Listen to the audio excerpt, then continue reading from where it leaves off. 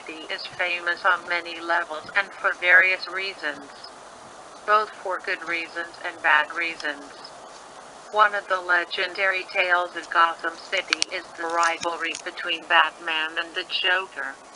However, this isn't going to be the exact same tales, for in this universe, there are going to be some changes, and they start with the Joker across the many possibilities of the multiverse. Here the Joker is a woman, as beautiful as she is crazy. Which is why she is at this moment in Arkham Asylum, a place where the mentally sick can receive help. The Joker was a constant headache for Dr. Jeremiah Arkham, who owns the asylum. When the Joker was at the asylum, no progress was ever made. Most of the staff are too afraid to approach her, and the ones who do approach typically wind up dead. Joker, however, was growing bored and needed some new fun. That opportunity came when a new psychiatrist was transferred to Arkham. His name is Dr. Harvey Kingston, a recent graduate and at the top of his class. Dr. Arkham had high hopes for Harvey, and so he assigned him to treat the Joker. Dr. Arkham, well, 2 rooms down is where you will find her. Now remember Dr. Kingston, she is one of the most dangerous inmates in this asylum. Dr. Kingston, I'm quite familiar with what she's done to her other doctors. I assure you I'll be cautious. Dr. Arkham, be sure that you do. Well, I turn it over to you then, and I want a report by the end of the day. Dr. Kingston left his side and walked right up to Joker's room. He peered cautiously through the circular window, so that doctors and guards could look in on inmates safely. Her back was turned and was sitting at a table with a deck of cards. She was playing a game unknown to him. Just as he was about to introduce himself, she spoke. Joker, good afternoon, Doc. Your footsteps are unknown to me. Are you to be my new therapist? Dr. Kingston, my name is Dr. Kingston. Dr. Arkham has asked me to look into your case. Joker had heard that before. She turned to look at him. After seeing him, she was struck with an idea and thought that showed on her face, except that Dr. Kingston would come to misunderstand the meaning of that expression. Joker smiled sweetly at him. You're a handsome one, aren't you? Joker was a very beautiful woman that could not be denied. So naturally his cheeks burned a bit, but he was a professional with a straight face. Dr. Kingston replied, Thank you, Joker, my pleasure, I assure you. She gave him a flirty wink. Dr. Kingston, our first session is going to be on Friday. This will take place in a secure no-contact room. I'm inviting you to be open with me. You may not believe it, but I do want to help you. I'll see you in a few days. The next day, when Dr. Kingston arrived in his new office and was startled to find a bottle of cherry cola. This happened to be his favorite beverage, but he didn't put it here. He found a note attached to it. Welcome to Arkham, sweetie. XOXO Joker. How had he was going to get to the bottom of this? He found her still in her room. Joker, why doctor, you're a day early, are you not? He held up the note. Dr. Kingston, I would like to know how you got this in my office and how you know about the soda. Joker smiled innocently. Joker, I'm sure, if you ask security they will find I wasn't here all night. Dr. Kingston, Joker, what did I say about being honest with me? I'm not here to get you in trouble, I'm here to help. Obviously you managed to get out. This also tells that you're very resourceful and clever. Not a lunatic, but a brilliant woman who needs help. Joker's smile changed into something loving, seeing you stand there. You remind of a white knight looking to slay the dragon that is mental sickness. I wanted to see what kind of a man you were, Doc. After going through your personal files, I saw something I haven't seen in past shrinks. For the first time I see someone I feel I could trust. So I grabbed you a little peace offering. Dr. Kingston was beside himself. These were the words that could make his career. Thank you, Joker. I'm going to ask you to please stay in your room from here on, until guards come to escort you out. I'll see you tomorrow. Joker smiled wickedly when his back turned. As you wish, Doctor. I'll be on my best behavior. The next day came and the first session with Joker was about to begin. They were in the special room with an unbreakable glass acting as a divider and shield from the more dangerous inmates. Joker was shown in and lay out on the couch on her side. Dr. Kingston, good morning, Joker. How are you feeling today? Joker stretched in a seductive manner that was noticeable but not considered unprofessional. Wonderfully, thank you. Are you ready to begin? I have so much to share and it's for your ears alone. He nodded and sat in the chair provided for him. Joker, I suppose it starts with my parents both were abusive to each other and me. The only time they were happy was when they were getting along. I loved it when they were nice to each other. That meant there wouldn't be any beatings for me. Although come to think of it, there was one other time when we went to the circus. The clowns there did all sorts of things that made them laugh. From telling jokes to dropping their pants and tripping over themselves. So I got the idea of dressing like a clown so that I could make them laugh. I used Mommy's makeup and wore one of Dad's pants.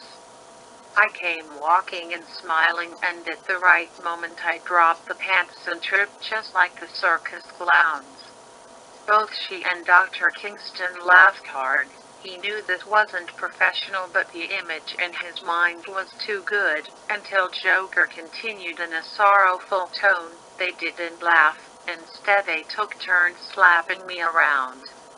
Telling me I looked like a whore wearing Mommy's special makeup and dropping his pants. Said I was asking for trouble. No daughter of theirs was going to act like a tramp. She continued to share similar stories of trying to make people around her laugh, but no one was getting the jokes. She repeated a few to him and he got them. She made him smile and laugh unlike anyone in his life. He and his sister were raised in a very serious environment. Never allowed to have fun like other kids and always expected to be professional in every way. He felt a connection building between himself and Joker, and maybe that was the key to curing her. So the next several months went on like that. Joker tells a string of stories about her life, and eventually he would take turns sharing his life with her. 7 months later, and it was official, he was in love with the Joker. Joker, you know, one of the best things I love about you is your name. Harvey Kingston makes me think of you as a king. A ruler over my heart, my Harvey King. Dr. Kingston, and you have brought laughter and joy into my life. Made me realize how boring my life had become. It's unprofessional, but I don't care anymore. I love you. The Joker's plan had worked. I know, and that's why I know I can trust you with this information. I'm going to escape again. The world suffers while I rot away here. They need me to make them laugh, but I need some help. I've been a solo act for so long, but Gotham needs a duo now, and I think you would be perfect. Dr. Kingston, me? You want me to come with you? Joker nodded. Yes, tell you what, you go home and think it over. I'll be escaping tonight. If you're in, wait for me outside.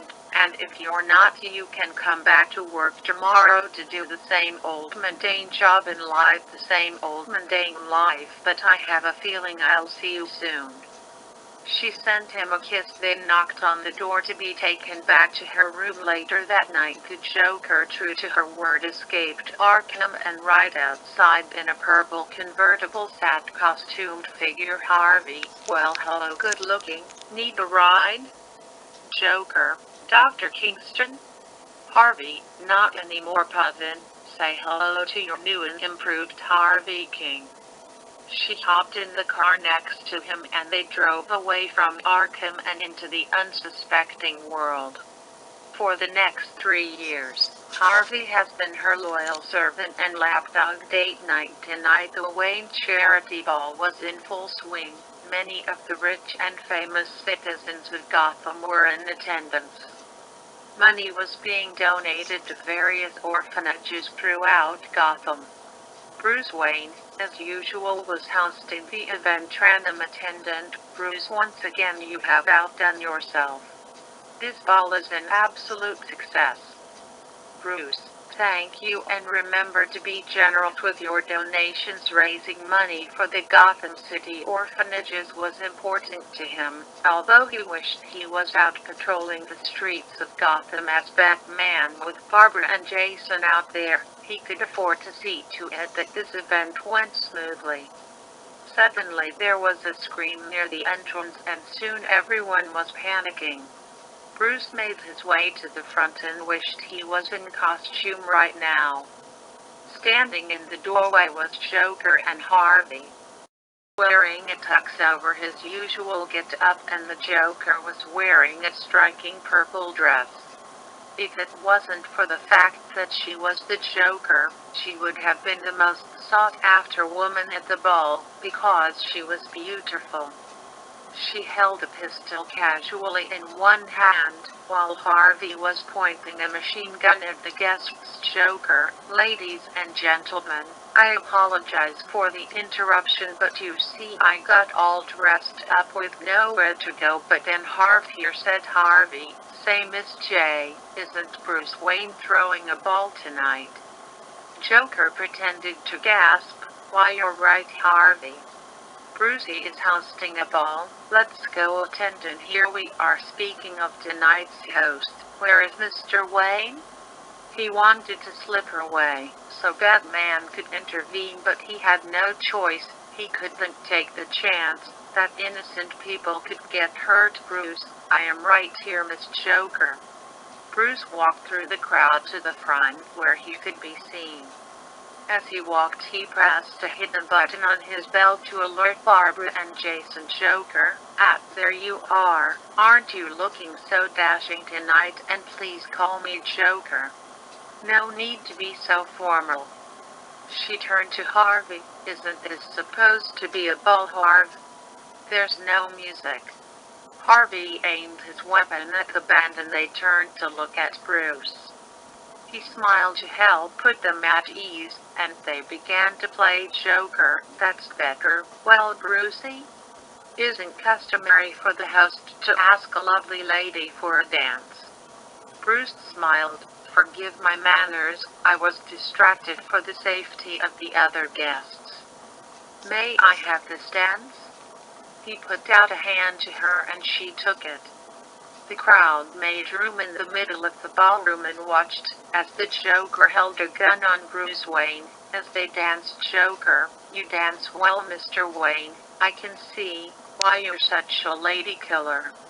Hell, if I wasn't so attached to Batman, I'd be chasing you around for affection too. Bruce, plus you pursue a life of crime and I do not. Sounds like it just wasn't meant to be. Joker, Celebi, oh well, I'll just make do with Batsy.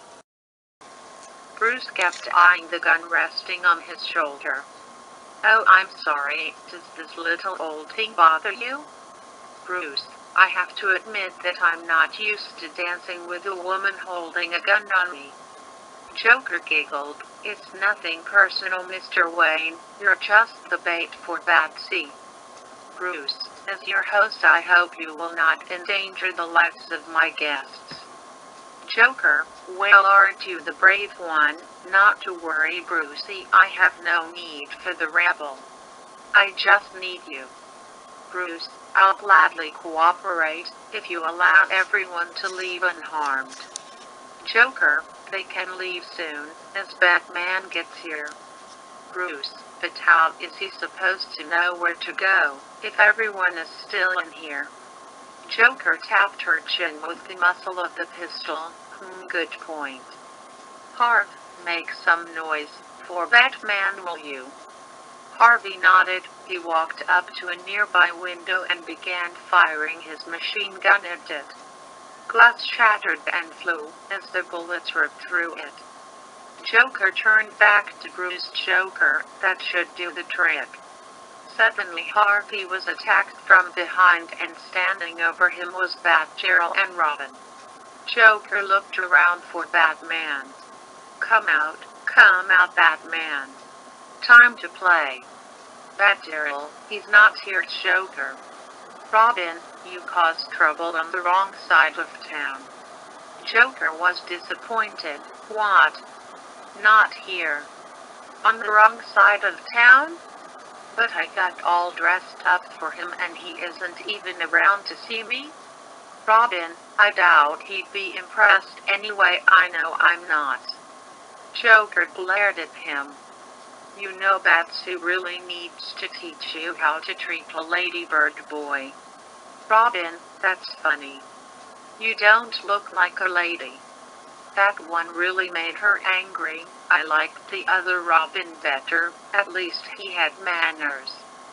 Batgirl, give it up. Joker, Harvey is down and you can't win. Joker's smile returned. Oh, can't I? She pointed the gun at Bruce's neck and began guiding him towards a window. She pressed something hidden in her hair. Robin, let him go, clown. Joker shot the window and said, poor choice of words, kid. She pushed Bruce out the window and jumped after him. Batgirl and Robin ran after her and found they had landed on the lower balcony. Then they heard a helicopter approaching.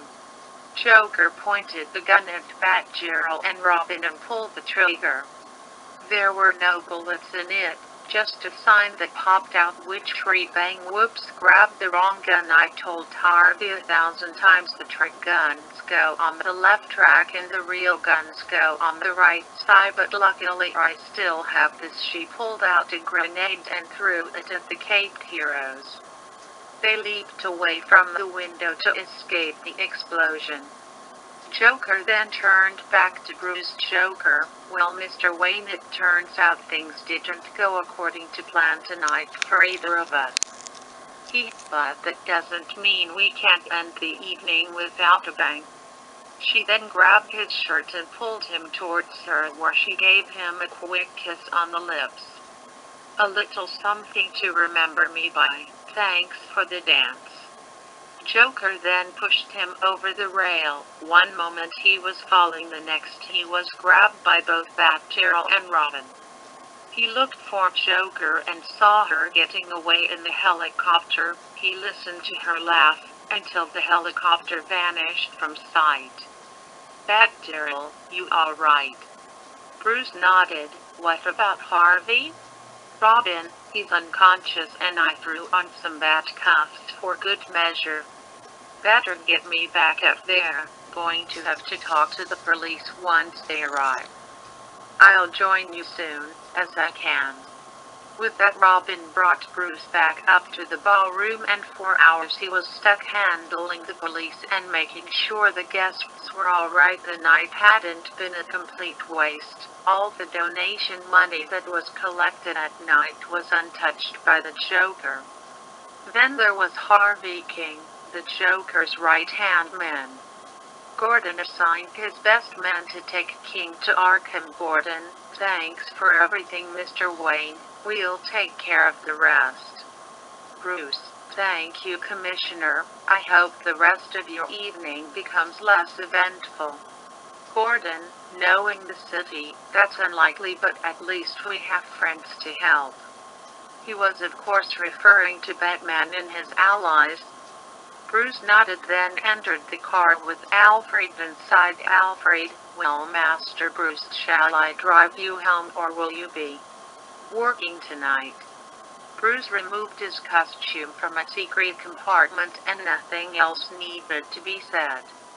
The Batman had work to do. Batman and the others didn't find Joker that night. In fact, it would be a week before any of them heard her recent whereabouts. Batman followed the tip that the Joker was hiding out in the Gotham City Theater, which was closed for renovations. Batman advised Batgirl and Robin to check out another lead, while he checked on this one. He quietly entered the building looking for signs of the Joker. He was carefully walking on the stage when a spotlight flashed on him. From the sound system came the laughs of the Joker. "Joker, why Batman, thank you so much for accepting my invitation. I wasn't sure if you would even show given the fact you were a total no-show at the ball." Batman, "Sorry to disappoint you, but can't be everywhere at once." Joker, "Too true, Batsy. Speaking of disappointments, you really need to teach that new Robin of yours some manners. Gonna get himself killed one of these days." It's Friday night, which means it's date night. Since you rudely missed last week's date night, there will be no fun in it for you. Instead of gazing upon my beauty, we are gonna play a game. I have had the boys set up some canisters filled with Joker gas around the city. You're gonna have to find them using the GPS sitting on the chair closest to you. Batman looked and found the GPS.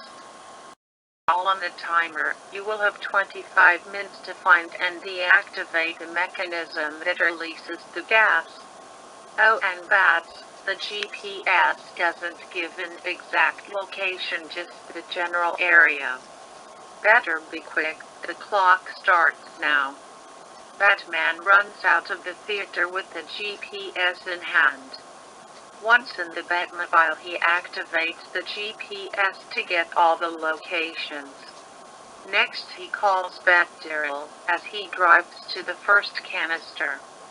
He quickly tells her what's going on, then gives locations for each of them to find Batman. Careful when approaching the canisters, knowing Joker she will have traps waiting.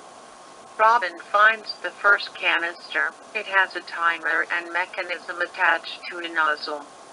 He spotted some gun turrets just in time to avoid being shot. Robin, good call on the traps.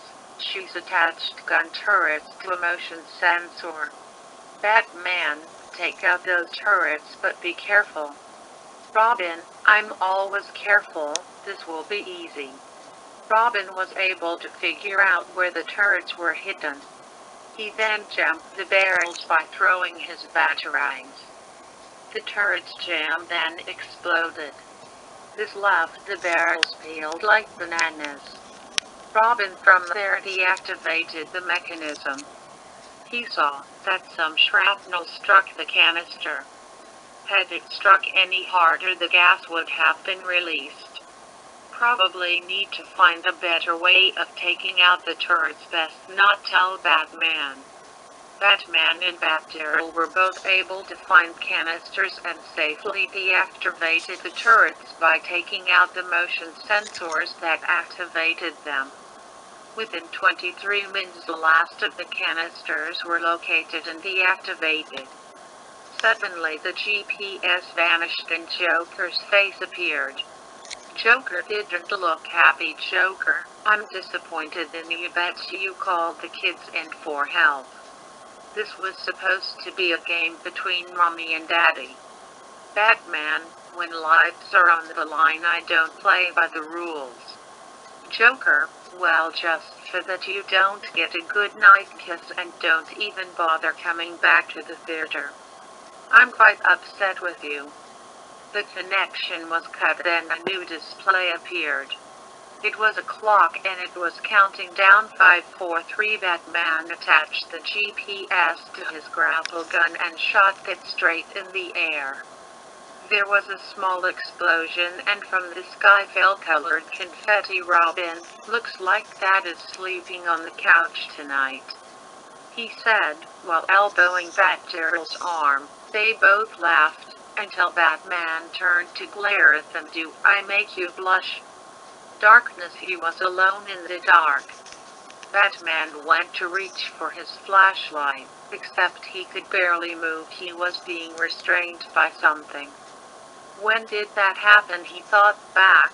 He remembered chasing Joker and Harvey. They had just trashed a women's fashion store. Harvey had accidentally tripped the alarm which alerted Batman. Now he remembered he lost sight of them while chasing them through the alley. Then he woke up here. One of them must have struck him hard enough to fall unconscious. Now the question was, where was he? He considered activating his night vision when the lights flashed. It took him a moment to adjust to the light, but soon he could see that he was heavily restrained. Then he saw his captors, Harvey and Joker. Joker, well, there you are, Batsy. I was beginning to think Harv had hit you too hard. Batman, where are we?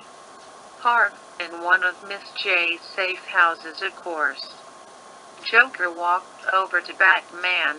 Best part is that your kiddies won't be able to track you, so you're alone with me and Harv. Batman, and now you plan to kill me, I suppose? Joker laughed. What, kill you? Ha ha ha, what would I do without you? Go back to robbing mobsters? No, you complete me, Batsy Poo. Batman, then why am I here under these restraints?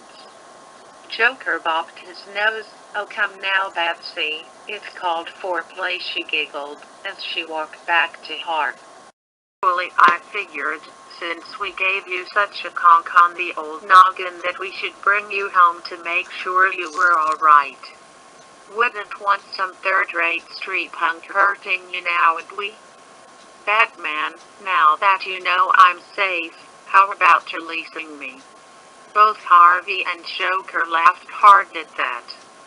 Joker, sure, let you go so you can cart us off to Arkham. I don't think so. Harvey, we're not dumb men. Batman, no, but you are careless. Before their eyes, Batman slipped one hand free and slid a key into the main lock. With a flick of his fingers, the restraints fell away. Joker and Harvey were speechless for a moment, until Joker slammed her palm against her forehead. Joker, such a rookie mistake. I knew better than to get too close. Wait, that was in my breast pocket. Did you feel a cup without me noticing? Batman, nope. He dropped the key and made himself ready for a fight. Joker, well, how dare you, any other guy would have. Ha ha ha, Harv, deal with this, would you? Harvey charged at Batman. He aimed his fist at Batman's face, but it was blocked and followed by another fist. Batman blocked that one too, then threw his own fist into Harvey's gut, causing him to double over. Then Batman grabbed him and rammed him into a nearby wall. Harvey was out. Joker had run out. Batman chased after her. She ran through the hallway, looking for a way out. She spotted an open door and ran through it, only to find it was a dead end. It was a room with no windows. The walls were covered in graffiti. Batman entered the room behind her. Batman, give it up, Joker. There's no way out. Joker, you know full well I can't do that, Bats. She proceeded to remove her jacket, revealing her striking figure. She even took off her shoes. Batman, what are you doing? Joker, what does it look like? You and I are about to go toe-to-toe together, and I don't want my new jacket ruined. What's the matter? Do I make you blush? Batman chose not to dignify that with an answer. It's okay, Batsy. It's only natural for a boy when he sees a pretty lady. She laughed at her joke, then lunged at him.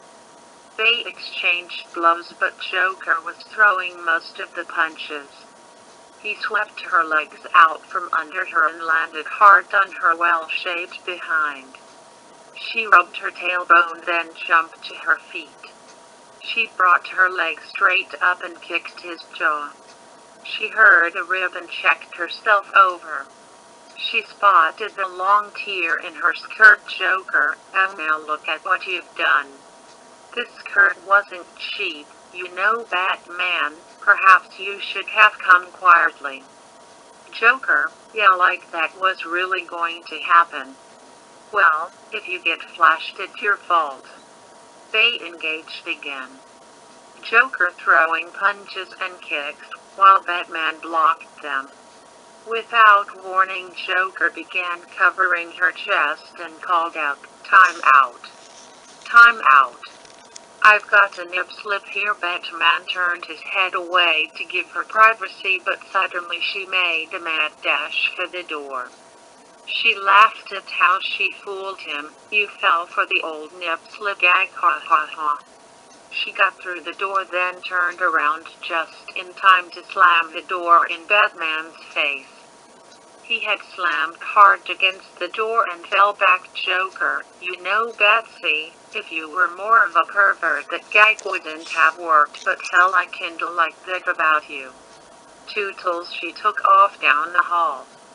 He got up again and chased after her. She found Harvey awake finally and had a bloody nose. "Joker, well, you took your sweet time, Harvey. Sorry, Puddin'. Batman broke my nose." Joker grimaced. "Yes, I can see that now. Hurry up, he's right behind me." A batarang flew right at Harvey's noggin, knocking him up once again. Joker, oh, for crying out loud. Batman tackled her and they wrestled on the floor.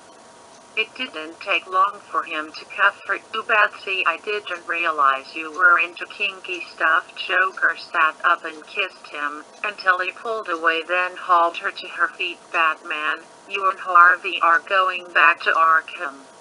Joker sighed. "All right, Bats, we'll go see a couples counselor. But when the doctor asks about our love life, I'm totally telling him you've been neglecting me in the bedroom." He ignored her and she laughed all the way back to Arkham.